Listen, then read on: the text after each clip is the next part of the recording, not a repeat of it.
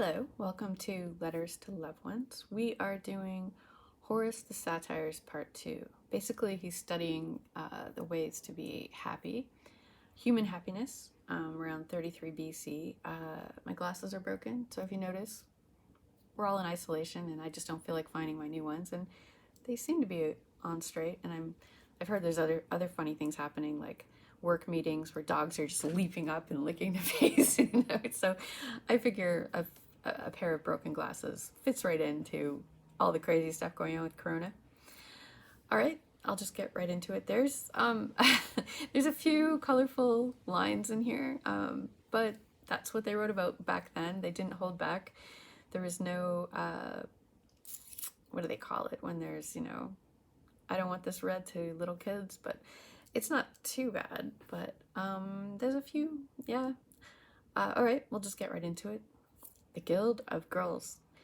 The Guild of Girl flute players, the quacks who sell drugs, the beggars, the jesters, the actresses, all of that tribe are sad. They grieve that the singer Tigelus has died. He was so generous, they say, but this fellow over here, afraid of being a spendthrift, grudges his poor friend, whatever might stave off the pangs of hunger and cold.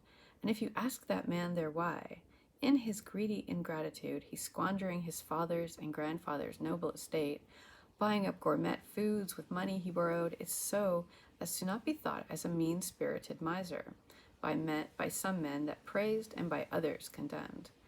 While Piphidius, rich in land and money, he lent, afraid of earning the name of wastrel and spendthrift, charges 60% per annum, docked in advance, and presses you harder the nearer you are to ruin. He gathers debts from young men with his harsh fathers, kids who've just taken to wearing the toga. Great Jove, I'll cry, hearing it, but surely he spends on himself. In line with his earnings, well, you scarcely believe how bad a friend he is to himself, that father who exiled his son, whom Terence's play depicts as living so wretchedly, never tortured himself more than he does. If you ask now what your point in all this, well, in avoiding one's vice, a fool rushes into the opposite. Is this not true? I'm sure you're all going, oh, maybe I do that. Mytilenus ambles around with his tunic hanging down. Another, a dandy, hoists his obscenely up to his crotch. Riphelis smells of lozenges, and Gargonius of goat. Yep, that's what he put, goat. The first time I read this through, I was like, did I just read that? But there's no sense. Anyways, yeah. There's no happy medium. Some will only touch women whose ankles are hidden beneath a wife's flounces. Another only who's frequented stinking brothels. Seeing someone he knows exit from one, Cato's noble words were, a blessing on all your doing, since it's fine when shameful lust swells youngsters' veins. For them to wander down here and not mess around with other men's wives, I'd hate to be praised for that, says Cupinius, through an admirer of white-robed snatch. If you wish bad luck on adulterers, it's worth your while to listen how they struggle in every direction, how their pleasure is marred by plenty of pain, by how in the midst of cruel dangers it's rarely won. One man's legs leaps from a roof, another flogged is hurt to the pain of death, another flight falls in with a gang of fierce robbers, a fourth pays gold for his life, as I read with crooked glasses. How much safer is it to trade in a second-class wares? I mean, with freedwomen whose cellist runs after as insanely as any adulterer. Yet if he wished to be the kind of generous in accord with his means, with reasons prompting as modest liberty allows, he'd just give enough, not what meant shame and ruin, for himself. But no, he hugs himself and admires himself and praises himself for it, because I never touch wives, as Marcinius Origo's lover, who gave the house and farm he inherited to an actress, once said, may I never have anything to do with another man's wives.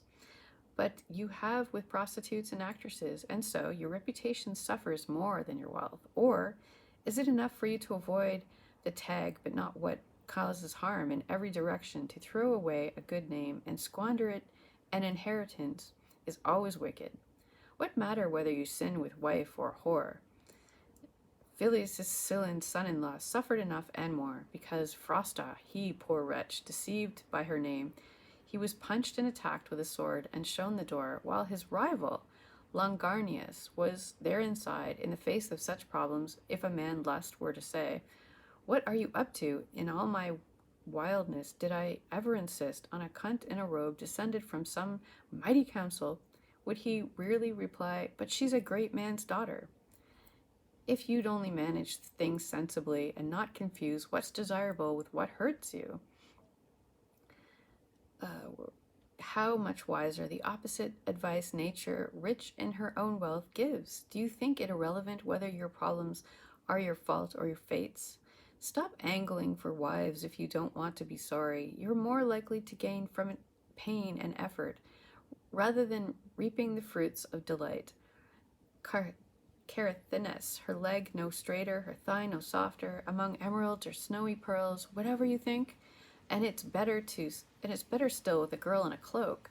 At least she offers her goods without disguise, shows what she has for sale openly, without boast and flaunt, whatever charm she has while hiding her faults.